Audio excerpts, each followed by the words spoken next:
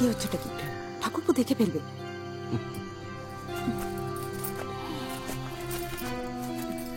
তোমার ঠাকুরপো এখন বন মোরগ খুঁজতে ব্যস্ত, বুঝেছো? বুঝেছি। বাজাইব বিনা আকাশ ভরিয়া, প্রমোদের গান হরষে গাহি, যাইব দুজনে উড়িয়া উড়িয়া, অবাক জগৎ রহিবে চাহি।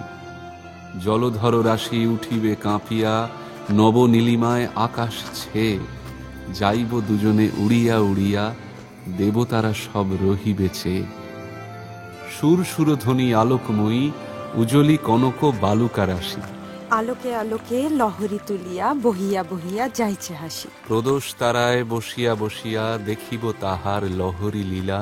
সোনার বালুকা করি রাস রাস, সুর বালিকারা করিবে খেলা। ও বাবা, সাত সকালেই প্রদোষ তারা কোথায় পেলে সত্যান্বেষী? কাব্যে ভাইয়া কাব্যে। কাব্যে দেখেছো দিকটা? যেদিকেই তাকাও সুন্দর, ওদিকটা দেখো। বাবু, ওই যে ব্রেকফাস্ট রেডি, চলো।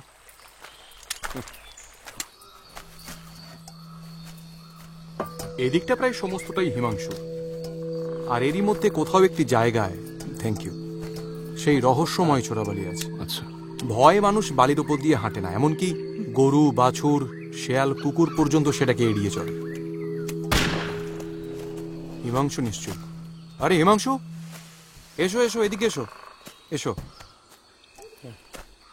আলাপ করিয়ে দিই, ইনি হলেন সাহিত্যিক শ্রী অজিত বন্দ্যোপাধ্যায়, ইনি হলেন প্রখ্যাত ডিটেকটিভ শ্রী ব্যোমকেশ বক্সী, এবং ইনি হলেন মিসেস সত্যবতী বক্সী। আর ইনি হলেন এই চোরাবালি এস্টেটের ওনার, স্বনামধন্য শিকারী শ্রী হিমাংশু চৌধুরী। নমস্কার। নমস্কার। কি হলো, মেজাজ এখনো খিচড়ে আছে মনে হচ্ছে? ত্রিপুরার জঙ্গলের বাঘ ভাল্লুকের শোক কি আর বন পায়রা মেরে মেটানো যায় বন্ধু? কি ফ্যাসাদে ফেললেন বলো দেখি দেওয়ানজি। কই কি আছে দেখি? Thank you. আসলে হিমাংশুর বাড়িতে রিসেন্টলি একটা ঘটনা ঘটেছে। ব্যোমকেশ বাবু, আপনি শুনলে হয়তো ইন্টারেস্টেড হতে পারেন। হিমাংশু, হিমাংশু তুমি একবার বলবে নাকি? তুমিই বলো। বেশ। কয়েকদিন আগে হিমাংশুর বাড়ি থেকে ওর জমিদারির কিছু হিসেবের খাতা আর বেশ কিছু টাকা চুরি যায়। দেওয়ানজি, দেওয়ানজি, এই দেখুন, আপনি তো কিছুতেই বিশ্বাস করছিলেন না। হরিনাথ মাস্টার শুধু হিসেবের খাতাই নয়, তহবিল থেকে ৬,০০০ টাকা চুরি করেছে।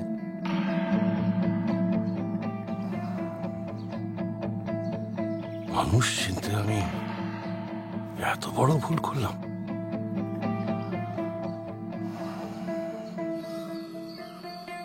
লোকটা ধরা পড়েনি? আপনি আবার এসবের মধ্যে জড়াবেন? অবসর সময় কাটাতে এসেছেন। দেখুন হিমাংশুবাবু, অবসর সময় তাদের প্রয়োজন হয় যারা তাদের কাজ করতে করতে ক্লান্ত হয়ে পড়ে। সত্যান্বেষণ আমার নেশা, এর থেকে আমার অবসর নেই। অবশ্য আপনার ব্যক্তিগত বিষয়ে অনধিকার চর্চা করলে... আরে না না, এতে তো আমারই উপকার। ব্যোমকেশ বাবু, আপনি বরং কেসটা নিন। আপনি ঘন্টা দুয়েক সময় দিলেই কিন্তু কেসটার সমাধান হয়ে যায়। ঘন্টা দুয়েক? আচ্ছা, এই ছোকরা হরিনাথ এ খেতো কোথায়? আমারই বাড়িতে। বেবির মাস্টার বলে গিন্নি তাকে বেশ যত্ন করে। বনমোড়ো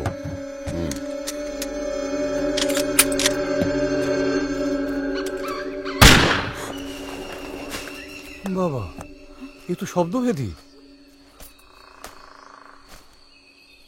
অসাধারণ। সত্যি নিজের চোখে না দেখলে বিশ্বাসই করতাম না। আর এমন কি দেখলেন? এবার দেখবেন চোখ বেঁধে শব্দভেদী। বলেন কি? আরে না না, এ আর এমন কি? না না হিমাংশুবাবু, একবার যখন আপনাকে পেয়েছি এ খেলা না দেখে তো ছাড়ছি না। হ্যাঁ হ্যাঁ, একদম দেখতেই হবে। বেশ, তাহলে ব্যোমকেশ বাবু, আপনি খুব ভালো করে আমার চোখ দুটো বেঁধে দিন। অবশ্যই অবশ্যই। আর অজিত বাবু, আপনি চায়ের পেয়ালাটা নিয়ে গাছটার ওইখানটায় চলে যান। তারপর দড়ি দিয়ে চায়ের পেয়ালাটাকে ঝুলিয়ে চামচ দিয়ে একটা আওয়াজ করবেন। তারপর দেখবেন হিমাংশু টিপ কাকে বলে। আমি আমি বলছি কি, ওগো এসবের মধ্যে ঠাকুরপোকে কি দরকার বলো তো? কেন, অসুবিধে কি আছে? কি এরকম একটা দরকার? রোমাঞ্চকর ব্যাপার চাক্ষুষ করার সৌভাগ্য কজনের হয়? যখন তখন এই খেলা দেখা যায় নাকি? যাও অজিত, যাও। কি যাও মানে? টিপটা এদিক ওদিক হয়ে গেলে কি হবে? আরে না না অজিত বাবু, হিমাংশু হলো কলিযুগের অর্জুন। তবে বাবু, আপনি তাহলে কলিযুগের কর্ণটা হয়ে এই যান। অজিত, এরকম করছো কেন? যাও না, গিয়ে পেয়ালা ঝুলিয়ে দাঁড়াও, যাও। অজিত বাবু, কোনো ভয় নেই, আপনি নিশ্চিন্তে গিয়ে দাঁড়াতে পারেন। ওই তো, যাও। মুকেশ, আরে ভোরের স্বপ্ন সত্যি হয় কেন? ধ্যাৎ, ভোরের স্বপ্ন। যাও যাও।